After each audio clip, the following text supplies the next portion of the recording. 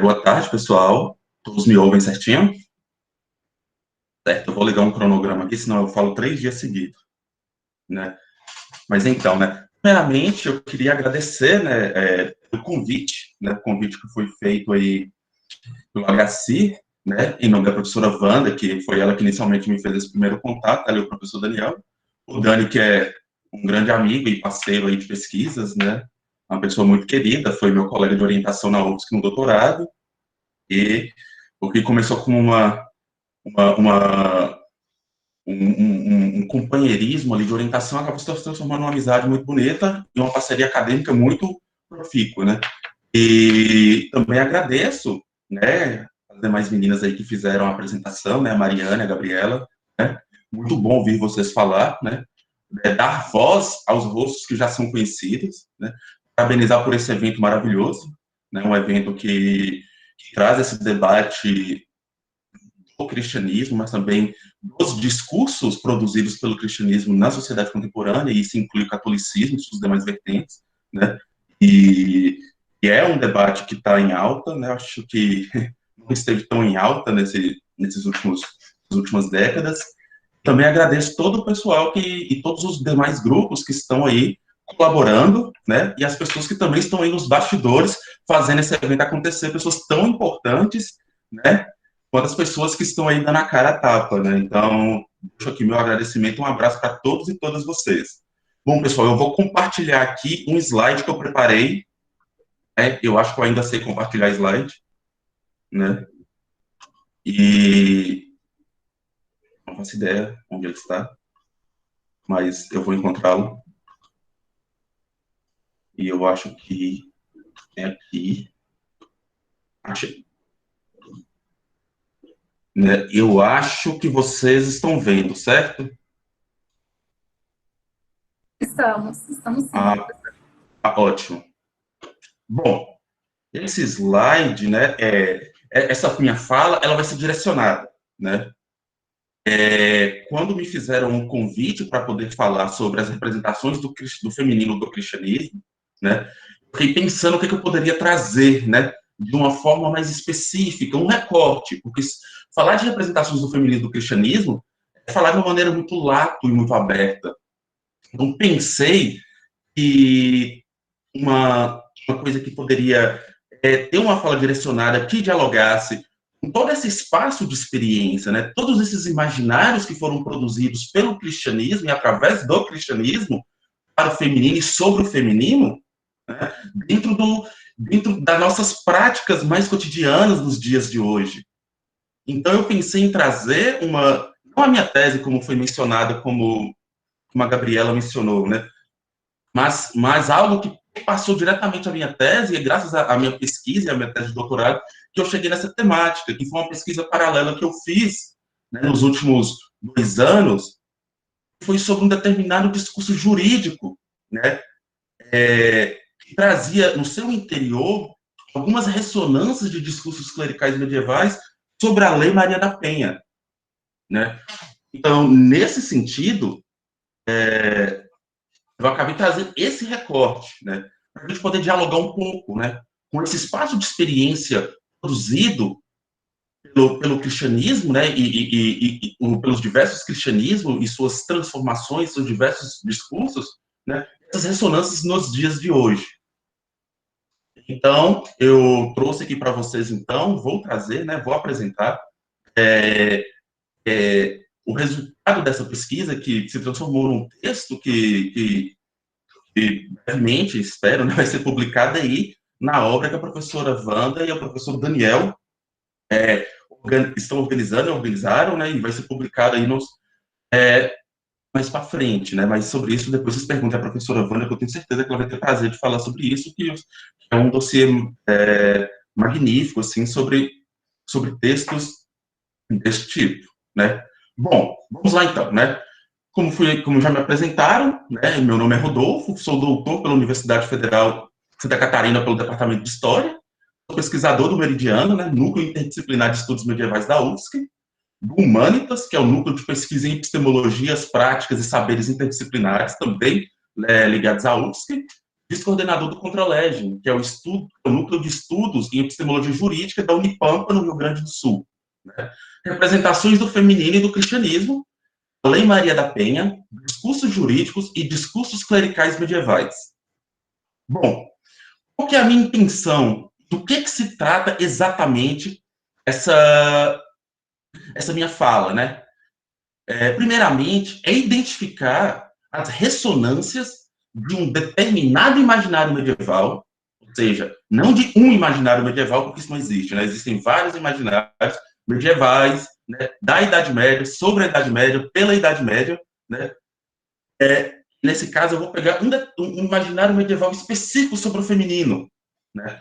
Existe a presença dessas ressonâncias, desse determinado imaginário medieval, que foram produzidos por uma determinada elite clerical, e uma sentença judicial proferida no ano de 2007 pelo juiz Gilson Humbelsberg Rodrigues, né, que é um juiz que trabalhou na comarca de Sete Lagoas, em Minas Gerais.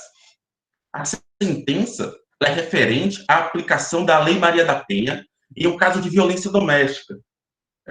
Uma mulher que estava sofrendo aí perseguição e violências diversas pelo seu companheiro, entra uma ação pedindo medidas protetivas, né, ancorado pela Lei Maria da Penha, já que seu companheiro a ameaçava de morte. O juiz, então, entendeu que esse pedido dessa mulher não deveria ser atendido, porque para ele não era nem o pedido da mulher, mas a Lei Maria da Penha era uma lei que padecia de inconstitucionalidade. Bom, o que chama a atenção aqui são as fundamentações que o referido juiz vai oferecer, né? Ele vai escrever uma sentença sobre esse pedido de medidas protetivas ancorado na Lei Maria da Penha, e ele tem que justificar o porquê ele vai negar. São essas justificativas que chamam a atenção, porque ele já de início ele assume que vai fazer um julgamento religioso, né?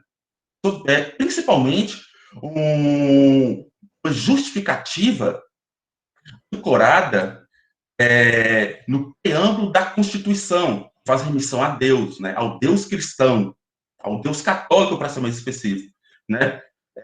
Não sei se você sabe, mas o preâmbulo da Constituição é aquele texto inicial, né, que abre o texto da Constituição. E há um debate, eu sei que há um debate no campo jurídico, se o preâmbulo deve ser considerado parte da Constituição ou não, né? Mas o debate que tem grande força é de que não faz parte, não, que faz parte da Constituição é a Constituição em si.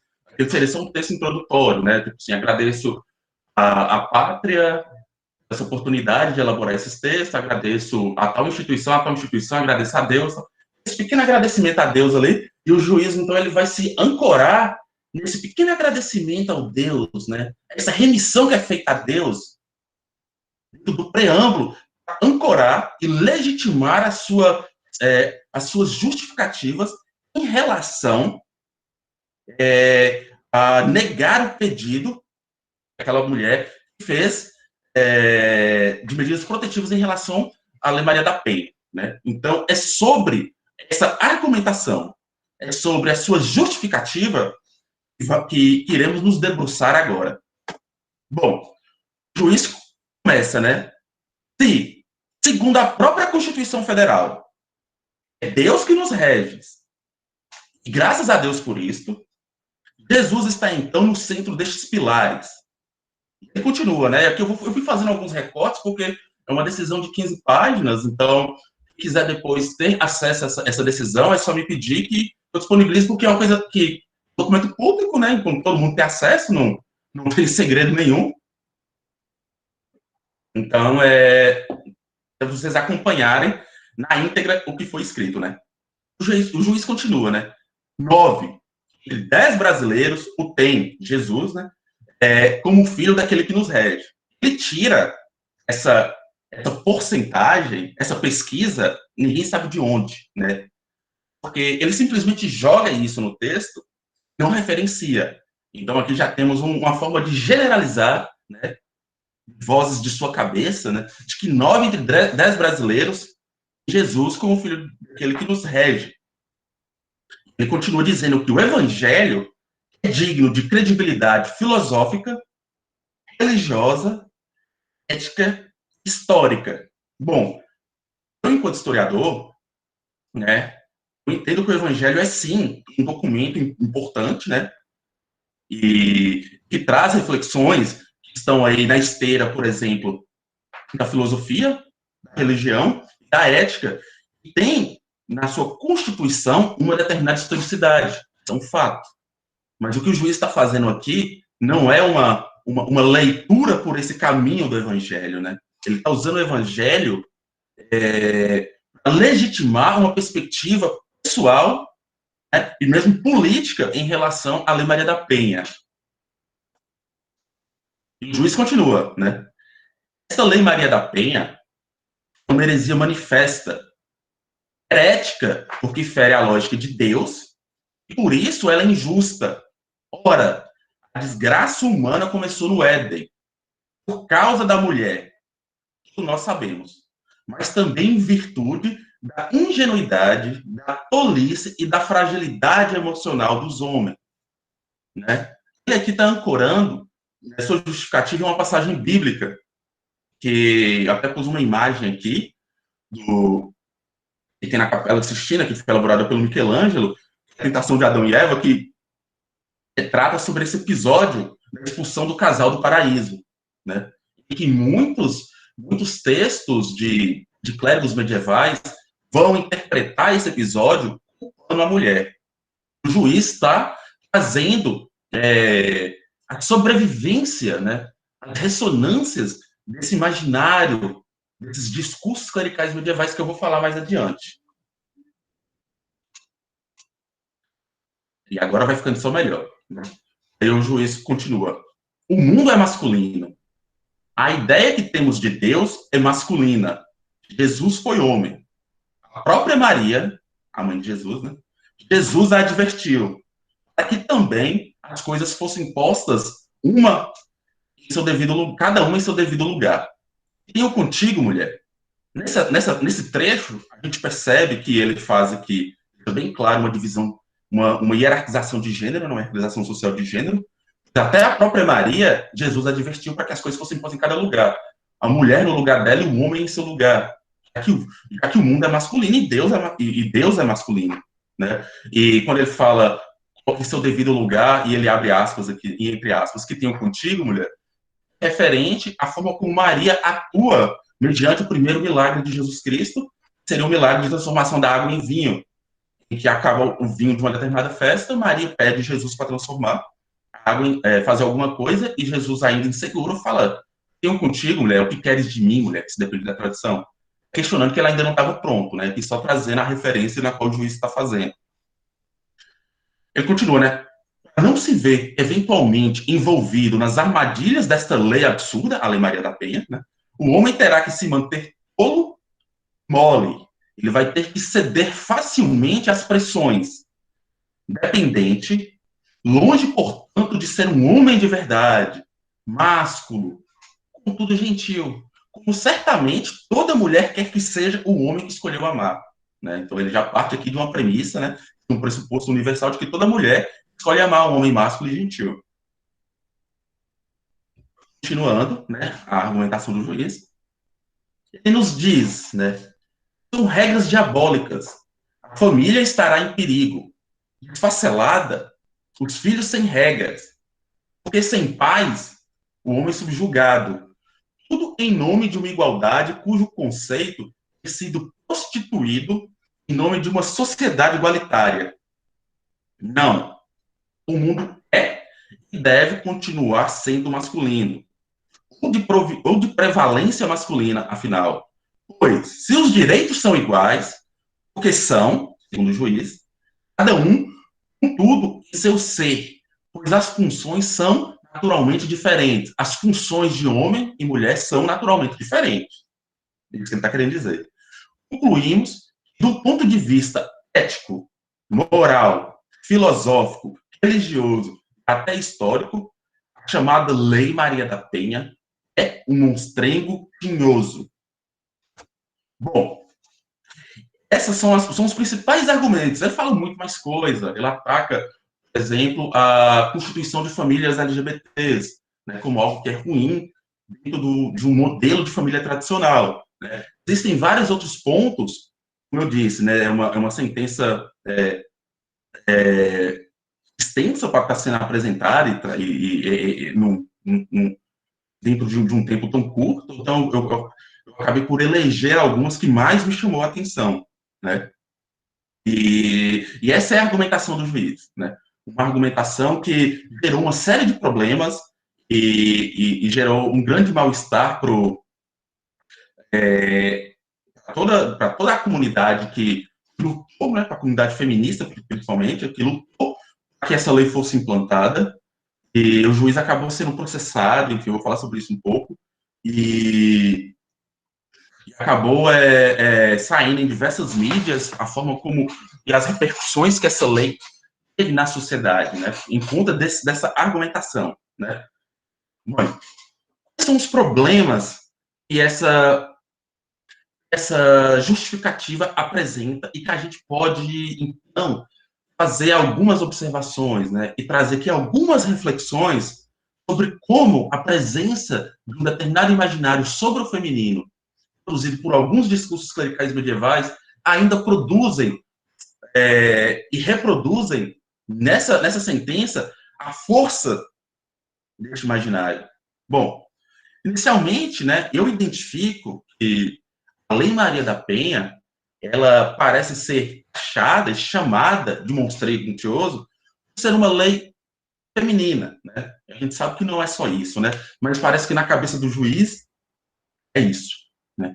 E isso é problemático, né? Porque ele tá questionando diretamente, chamando de monstrengo tinhoso, né? E justificando que Deus é masculino por causa de uma lei que tende a atender, que busca atender, né? Foi produzida e construída para atender toda uma demanda de violências contra as mulheres no país. Assim, essa argumentação do juiz está próxima, né, diretamente influenciada, mesmo que o próprio juiz não saiba, embora a formação dele é de um cristão, né,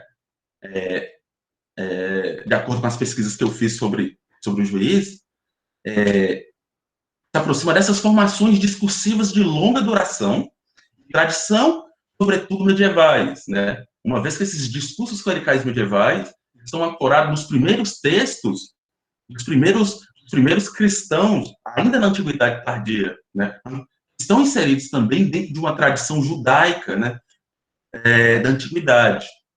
Então, os clérigos medievais, eles não inventam esses discursos. Na verdade, eles dão continuidade, dão um cristão a uma nova forma, discursos patriarcais, né, que cristão esses discursos patriarcais que antes, agora não mais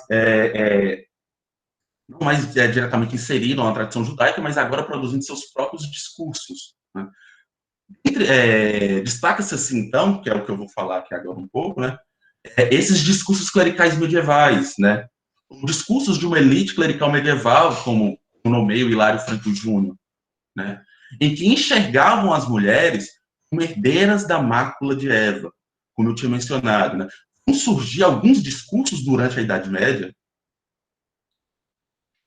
sobre como as mulheres são mais propícias a praticar o mal, sendo agentes do demônio, fonte de fraqueza, de imbecilidade, sedutora, faladeiras, né? Uma série de outros estereótipos depreciativos ancorados nas passagens do episódio da criação de Eva, da expulsão do casal do paraíso, em que principalmente nesse episódio da expulsão do casal do paraíso, em que Eva é culpabilizada, né? Esses clérigos interpretam os textos do Primeiro Testamento de forma a culpabilizar Eva, né? E todas as mulheres, então, seriam herdeiras dessa mácula, hipoteticamente criada por Eva, conforme as interpretações desses discursos clericais medievais, né? E assim, né, os discursos clericais medievais vão ser produzidos na esteira das figuras míticas bíblicas de Eva, para depreciar a mulher, e da Virgem Maria para controlá-las, né? E também há discursos, né, produzidos por esses mesmos clérigos, ancorados na figura bíblica de Madalena, ou alguns vão até além, trazem um pouco, muito, da figura mítica de Lilith. Embora existe pouquíssimas passagens, aliás, talvez uma passagem no Antigo Testamento sobre a Lilith, o Primeiro Testamento, Lilith faz parte mais de um imaginário judaico medieval, né? Mas que isso não quer dizer que não teve alcance dentro dos espaços cristãos. Diga-se de passagem, dentro de uma Idade Média constituída por um caldeirão de trocas culturais e religiosas, né? O espaço judaico era o mesmo que o espaço cristão, e ali eles trocavam, né? Eles tinham acesso às mesmas as querelas um do outro, né? Então não seria estranho perceber por que a figura de Lilith mantém tanta vivacidade ainda no imaginário cristão / católico. Seguimos, né? Sim, é importante mencionar que esses discursos clericais medievais, eles estão no encalço das várias formações discursivas que foram veiculadas por um determinado corpo de clérigos no medievo sobre as mulheres durante a formação e construção dos cânones cristãos. Como eu disse, existiam vários discursos clericais medievais ali durante a Idade Média, e durante toda a Idade Média, e em seus diversos espaços de atuação, seja numa Europa medieval, seja no norte da África medieval, seja no Oriente Médio, né? Uma Idade Média que é uma Idade Média que é um grande caldeirão cultural, como diz a professora Aline Dias da Silveira, em que esses discursos, né, eles não foram produzidos somente a partir da Europa, né? A gente pensar, por exemplo, que Santo Agostinho, ele não é europeu, né? Santo Agostinho foi um dos principais produtores desses discursos. Então, né, os discursos que eu vou trazer aqui, eles estão no encalço dessas várias formações discursivas, né, que foram sendo construídas desde o século I, na Antiguidade Tardia, até o século XV, e que vai explodir na produção, por exemplo, do Malleus Maleficarum, que foi traduzido para o Brasil como Martelo das Feiticeiras, que é o Manual de Caça às Bruxas. Seria o principal texto que iria orientar o Tribunal de Santo Ofício a caçarem bruxas, no fenômeno de caçar as bruxas ali no início da modernidade, né? Dessa forma, a construção desses discursos clericais medievais sobre o feminino, né, ele vai ocorrer em parte da Antiguidade Tardia, ou seja, nos primeiros anos do cristianismo, na Alta Idade Média, ali do cristianismo já inserido na Idade Média, e vai emergir com mais força, sobretudo no século XI, XII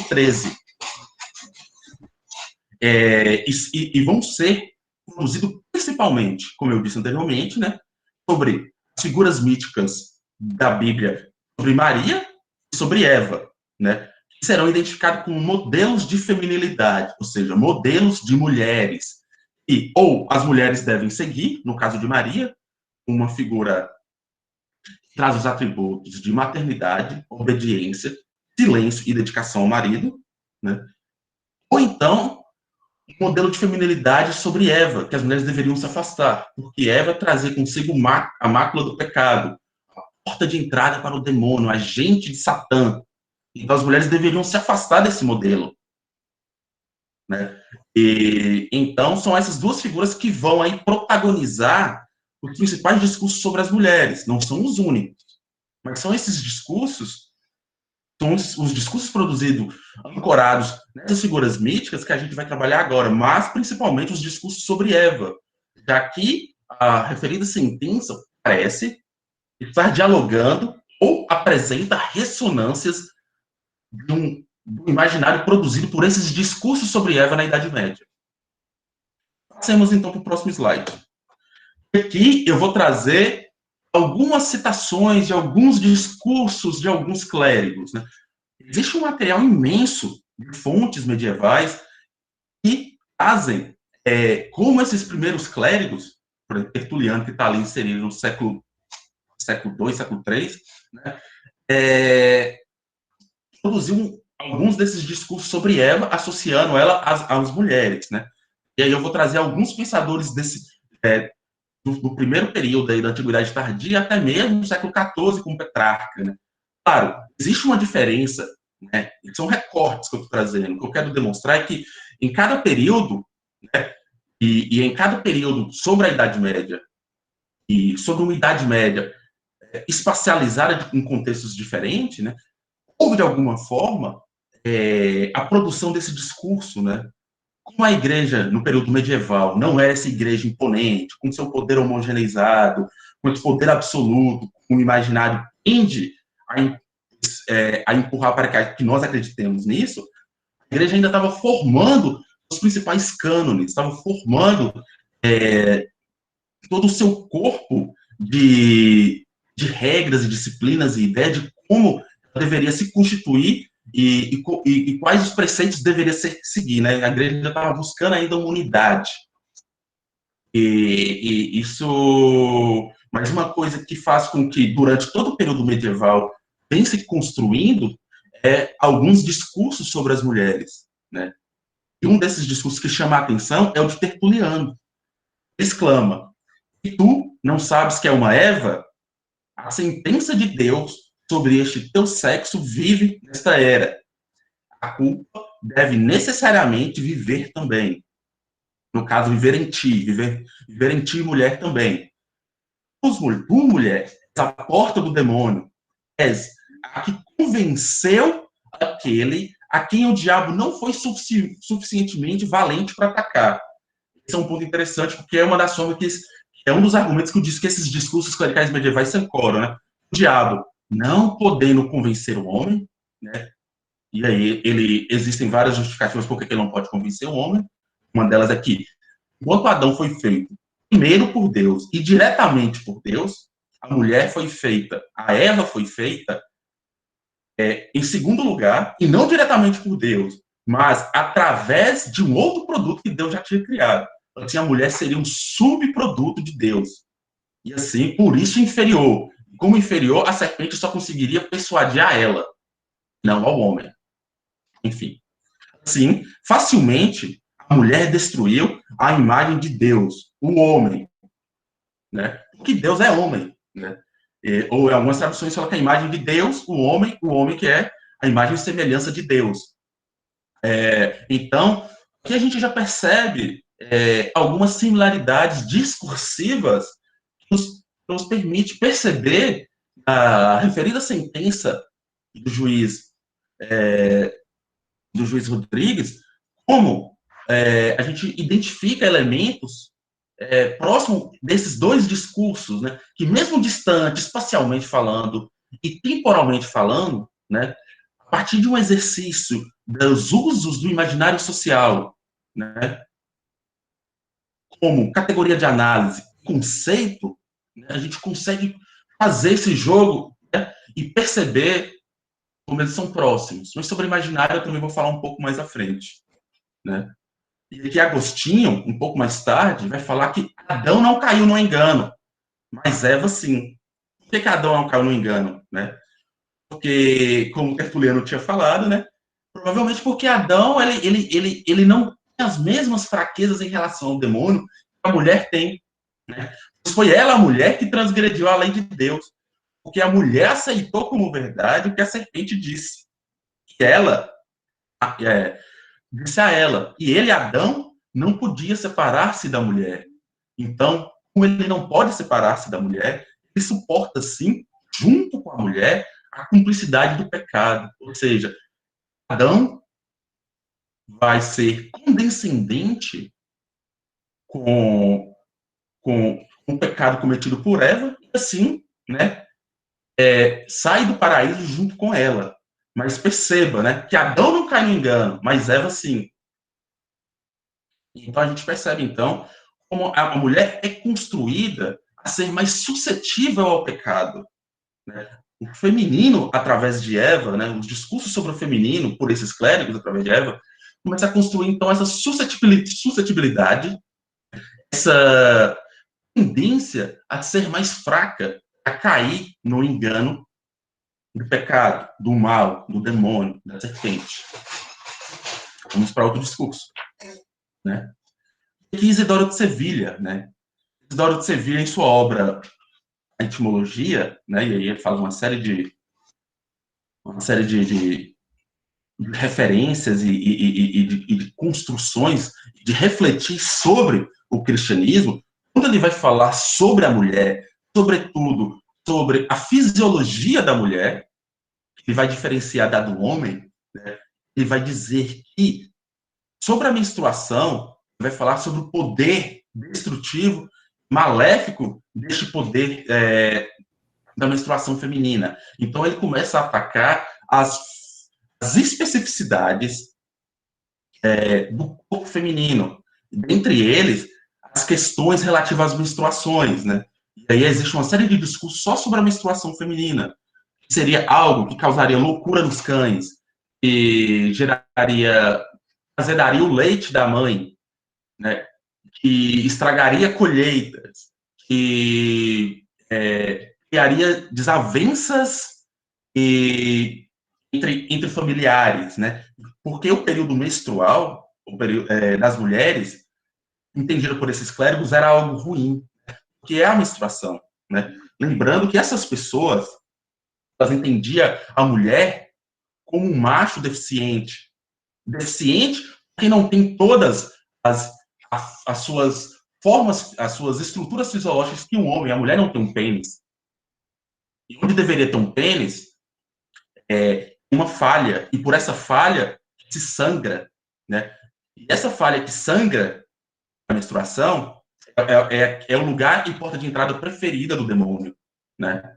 Eu acho que a Laura de Mello Souza vai falar sobre isso depois, já no contexto do Brasil colônia, mas essa ideia já era presente e já era recorrente no período medieval sobre as especificidades do corpo feminino, né? E Isidora de Sevilha representa, traz bem, né, esse imaginário para se pensar a fisiologia feminina, né? O Don Cluny, né, ao falar sobre as mulheres, indagava, né? Esse é fenomenal, né? A beleza do corpo não reside senão na pele.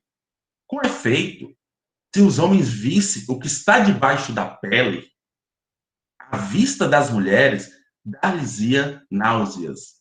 Então, quando nem mesmo com a ponta dos dedos suportamos tocar um escarro ou um excremento, como podemos desejar abraçar esse saco de excremento? Essa é um dos discursos mais pesados que eu já encontrei assim, né? E usando pesado na sua forma bem anacrônica mesmo, né? De identificar como o Dante Clune ali produzindo um discurso e, ao mesmo tempo, ele está produzindo um discurso sobre Eva e como as mulheres são herdeiras de Eva, por isso são repugnantes, ao mesmo tempo, ele também produz discursos sobre a Virgem Maria e Maria Madalena, né? Falando que, em contrapartida, existem mulheres que devem ser adoradas, que devem ser seguidas, porque são mulheres que são exemplos de silêncio, de recato, de obediência, de submissão. Ou seja, enquanto em Eva as mulheres são repudiadas e depreciadas, a Virgem Maria e Maria Madalena, as mulheres são controladas. Então, mesmo aqueles modelos de feminilidade, as mulheres podem encontrar algum caminho para participarem da economia da salvação, elas ainda assim são discursos patriarcais de controle do feminino. Né?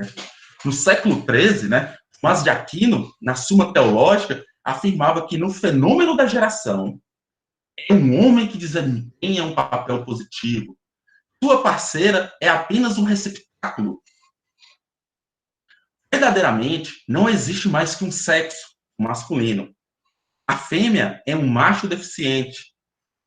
Então, né, não é então surpreendente que este débil ser, a mulher, marcado pela imbecilitas de sua natureza, a mulher, ceda às tentações do tentador, devendo ficar sob sua tutela. Ele fala que a mulher, olha só o que ele está dizendo, que a mulher, sua parceira, deve ser e foi feita assim um receptáculo, ou seja, aquela que vai criar e tem que ser um filho homem. A fêmea é um macho deficiente, um ser débil, marcado pela imbecilitas, né? e que é natural que ela deva ceder às tentações do tentador. E por isso, tudo, ela deve ser tutelada pelo homem. Né? E aqui eu coloquei uma tirinha de um sábado qualquer, não sei se vocês conhecem, provavelmente sim, né? E, embora seja um ilustrador e um criador de conteúdo que está inserido nos debates sobre religião, ateísmo, ciência, né? E provavelmente está ciente de algumas desses imaginários, né? Eu duvido que ele tenha tido acesso diretamente a essas fontes, né? Embora tenha uma boa formação sobre esses imaginários. Mas o que demonstra é que mesmo numa tirinha contemporânea, do século XX, né, não se aproxima, né, e como é presente essa ideia ainda de a mulher, e que muitas pessoas têm sobre a mulher, a sua principal função é procriar. É ser um receptáculo, né, que é um discurso medieval, mas que não é inaugurado pela Idade Média. Né, esse é um discurso patriarcal, mais antigo. Petrarca, no século XIV, identifica a mulher como o próprio diabo. A mulher é inimiga da paz, é fonte de impaciência, uma fonte de disputas, a qual o homem deve manter-se afastado se quer gozar alguma tranquilidade. O que Petrarca está dizendo é que os homens devem se manter afastados das mulheres. Porque ao estar próximas dela, né, eles vão, então, não gozar de tranquilidade, porque ela é inimiga da paz e fonte de impaciência. Então, começa-se a construir, né, aquilo que depois viria a ser associado no século XIX, século XX, como uma histeria feminina. Né? E isso só demonstra como esse imaginário que é produzido sobre o feminino nesse período vai ser continuamente ressignificado e vai adquirir uma nova roupagem conforme o espaço que vai ser reproduzido e o tempo histórico que vai ser reproduzido. Né? Essa constante transformação desse imaginário vai adquirir, então, os contornos próprios da época que ele vai emergir, mas sem perder de vista aquela estrutura anterior, mais antiga, imaginária. Bom, o que é importante mencionar sobre esses discursos clericais medievais é que são homens falando para homens. Ou melhor, são homens falando para homens se manterem afastados das mulheres. Porque, sobretudo, a instituição do celibato cristão, se eu não me engano, foi no século X, né? Esses homens, como o Dom de Clane, né, que está aí à esquerda de vocês, pelo menos está à minha esquerda, né? São homens tentando se convencer, né, de que outros homens devem ficarem longe das mulheres. Então, são homens falando para homens que as mulheres são algo ruim, que as mulheres são fonte do mal, que as mulheres são fonte de tentação, são filhas do pecado, são filhas de Eva, e que eles deveriam ficar afastados delas, né? Porque até para honrarem o celibato cristão. Bom, a gente sabe que de fato o celibato não aconteceu, né? Tipo, como uma regra, né? Existem uma série de documentação históricas e relatos, enfim, de como a diferença entre a prática e a teoria, mas tem sido instituído, então, pelo menos inicialmente e em tese, eles deveriam se convencer. Então, eles estão escrevendo para eles mesmos, né? Mesmo Petrarca no século XIV escrevendo, né, ele está ainda alinhado com aquela primeira ideia de Isidoro de Sevilha no século II, no século III. Né? Não posso dizer que Petrarca copiou Isidoro de Sevilha, mas posso dizer que a força daquela mentalidade, ou melhor, daquele imaginário, impulsionou a Isidoro de Sevilha produzir aquele discurso, também influenciou Dom de Clane e influenciou Petrarca, por exemplo, né? Então temos aqui homens falando de mulheres para outros homens. Isso nos não lembra, por exemplo, a decisão judicial do juiz Edilson Rubensperger Rodrigues, que é um homem falando para uma mulher sobre uma lei que foi feita para amparar outras mulheres. O que ele está querendo legitimar ao negar a medida protetiva para aquela mulher? Mas O que ele está querendo dizer quando ele usa a justificativa ancorada no preâmbulo da Constituição? O preâmbulo da Constituição, na verdade, é só um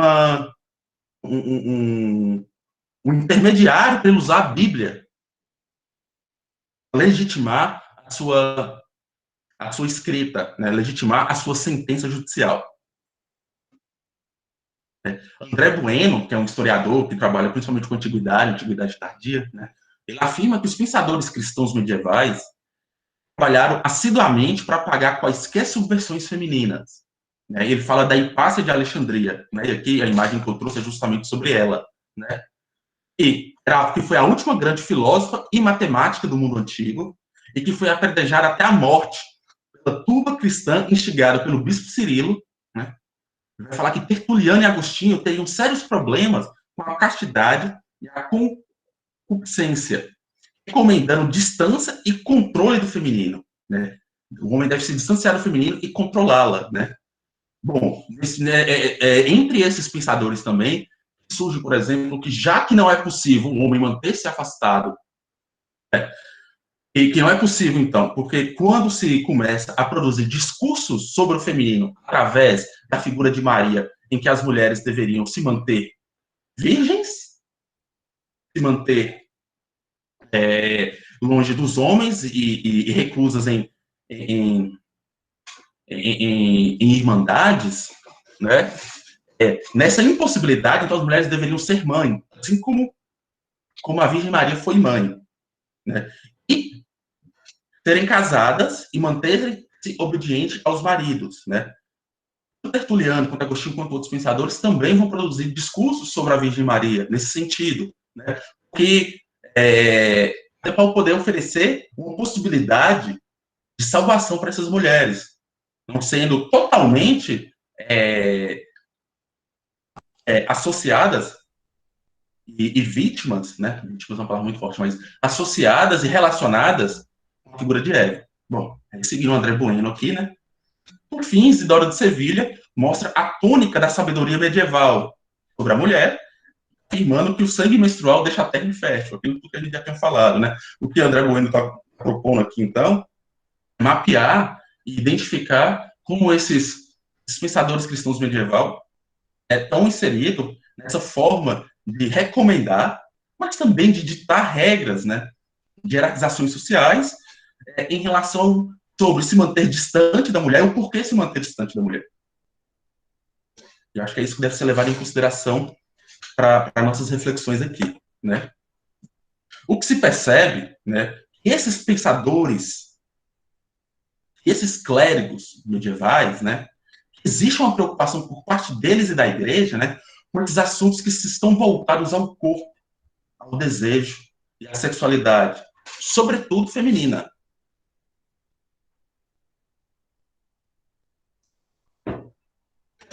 Né? Essa conduta moral cristã em relação aos seus fiéis, principalmente com as mulheres, ela está diretamente influenciada pela patrística e pela escolástica. Então, esses pensamentos, eles não foram produzidos sem estarem alinhados ou dialogando com correntes ou movimentos ou escolas filosóficas daquele período, ou de períodos anteriores. Né? A patrística, que foi do século II ao século VII, né? E aqui a gente tem como um dos principais expoentes Santo Agostinho, a escolástica, do século XI ao século XVI, né? Que são os dois principais movimentos que vão se desenvolver a filosofia cristã, né? E que tem como os principais expoentes, como eu disse, Santo Agostinho e Tomás de Aquino, né? Assim, essas duas escolas, esses dois movimentos filosóficos estão aí estão produzindo basicamente a estruturação do pensamento da filosofia cristã, né? Entre eles, tem argumentos sobre a ontologia, a lógica para a defesa da existência de Deus, né? Então, dentro desse pensamento, também se discute sobre a existência de um Deus, né? Sobre a questão da Santíssima Trindade, se Maria deu à luz virgem ou não, né? Como deve se lidar com os ataques dos pagãos, né? Sobre as heresias, sobre a criação da liturgia, sobre a disciplinarização. É nesse momento que está se construindo, né? E são essas duas escolas que ajudam a construir e pensar todo o pensamento de filosofia cristã. E o pensamento platônico, aristotélico, ou mesmo neoplatonismo, vai ter forte influência sobre essas correntes cristãs, né? Sobretudo na patrística, né? Que é a partir de Platão e da ressignificação do pensamento de Platão, do corpo teórico platônico, se compreende o porquê dessa repulsa ao corpo em detrimento da fé, né? E aqui, rememorando os ensinamentos do velho Platão, falava que todo conhecimento adquirido por meio dos sentidos, ou seja, do corpo, não passa de doxa, né, de opinião, e por isso não é confiável, porque o corpo é corruptível. O que deve ser levado em consideração deveria ser o intelecto, né? Assim, através do intelecto e das ideias, acessar o mundo das ideias, o mundo das formas, ter acesso, então, ao conhecimento mais confiável e mais puro. Porque o corpo não é confiável. Esses pensadores estão nessa esteira desse pensamento platônico, de negar o corpo como uma fonte de algo bom, né? Bom, sobre o imaginário social, como é que a gente consegue perceber esses discursos ancorados nos discursos, como o imaginário social nos permite perceber que esse discurso, que essa sentença produzida por o juiz Rubens Pelg Rodrigues, né, ele, né, mesmo que de forma dentro de um contexto diferente, dentro de uma temporalidade diferente, por uma motivação diferente, e como pano de fundo, reafirmar hierarquias sociais, reafirmar hierarquias sociais de gênero, entre o masculino e o feminino, né? Então, esses discursos clericais medievais vão produzir imaginários sociais, né, sobre pensar o feminino e sobre pensar o sagrado, né? Esses discursos, eles vão ganhar força principalmente com o fortalecimento da igreja cristã,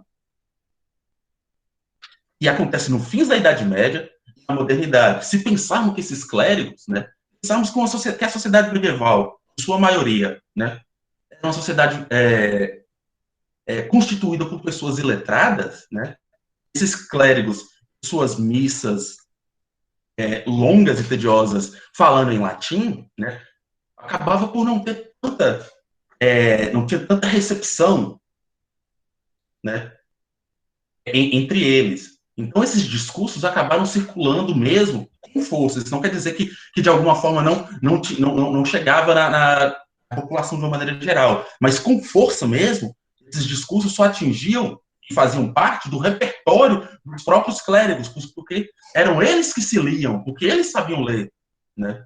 Então, eles vão ter mais força de atuação e efetividade, sobretudo, na população de uma maneira geral, no final da Idade Média e na Idade Moderna, o que vai acabar culminando e contribuindo e fortalecendo e legitimando o episódio que ficou conhecido como Caça às Bruxas, né? Esses discursos clericais medievais, então, eles vão ser ressignificados. Eles vão adquirindo roupagens, né, conforme os determinados espaços e contextos históricos em que eles estão inseridos. A gente pode ver a força desse imaginário medieval ressignificado num discurso racionalista do iluminismo, por exemplo, ou nos discursos médicos científicos do século XIX e no início do século XX. E a roupagem agora é um discurso médico científico, mas que, em suma, ainda associa as mulheres a condições de subalternidade e inferioridade. Aqui eu trouxe uma citação da Raquel Soyer. Ela vai falar, por exemplo, que, de acordo com a maioria dos filósofos iluministas, a paixão e a imaginação, mas nunca a razão, constituía-se em qualidade das mulheres. Elas não seriam capazes de criar. E, mesmo quando conseguissem ter acesso à literatura e a determinadas ciências, elas estariam excluídas da genialidade. E esses tais pressupostos vão difundir e ganhar força durante o século XIX, vai adquirir, época que vai adquirir um grande respaldo de cientificidade, dos discursos científicos, né? E segundo a medicina social, por razões biológicas, ou seja, não é mais as razões religiosas ou bíblicas, mas, segundo a medicina social, por razões biológicas, fragilidade, o recato e o predomínio das faculdades afetivas sobre os intelectuais, a subordinação da sexualidade à vocação maternal constituíram-se em características femininas. Esse que agora é uma outra roupagem legitima os discursos sobre o feminino.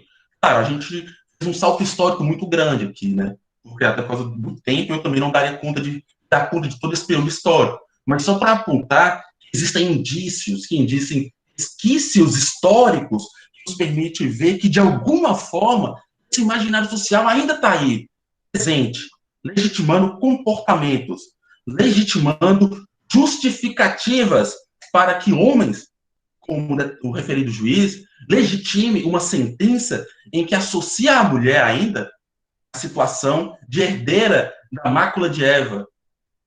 Enfim, então, as ressonâncias dos imaginários sociais, oriundo desses discursos, sobretudo os discursos clericais medievais, podem ser observados na referida sentença. Há um discurso, há nessa referência, há nessa sentença, né, a presença de ressonâncias. Não posso dizer que há uma cópia, que há uma influência direta do juiz, né, Tertuliano por Isidoro de Sevilha. Não. Mas ele, enquanto cristão, né, e conforme a sua formação enquanto indivíduo, enquanto ente, né, ele traz em si, né, as marcas de um imaginário social e cultural que está dialogando com esses discursos clericais medievais, mesmo que de forma ressignificada, distorcida, né, transformada, mas ainda há esse imaginário patriarcal. Né? E aqui, quando estamos falando de imaginário, né, a gente, com essa força, com esse ímpeto que ainda, mesmo que de forma ressignificada, ainda se mantém presente, né, mesmo que de forma não protagonista, mas ainda está ali, né, constituindo as ações das pessoas, né, entendemos como um fenômeno coletivo, né, que se construiu e ainda se constrói sobre a realidade. Né? É o imaginário social que dá sentido à realidade. Né? Lembramos as palavras do Cornélio Castoriadis, né, que diz, né, que nada é mais real do que o imaginário. Né? Que é um imaginário que atribui sentido às coisas. Sem o imaginário, as coisas não teriam sentido, não teriam valor simbólico, não teriam significações, né? As coisas só possuem significações porque os imaginários dão as significações às coisas, né? Esse imaginário, ele é reproduzido nos múltiplos canais culturais que irrigam a sociedade, né? Os discursos clericais medievais, ou seja, por textos, por oralidade, por livros, por revistas, por jornais, por outdoors, por novelas, por padrões de beleza produzidos pela indústria da moda, por redes sociais, pela academia, pelo governo, pelo Estado, e pela família e pelas próprias pessoas. São esses canais culturais que produzem e reproduzem de maneira ressignificada esse imaginário social, né? E ele atua como uma espécie de maquinaria escondida sob a superfície das coisas.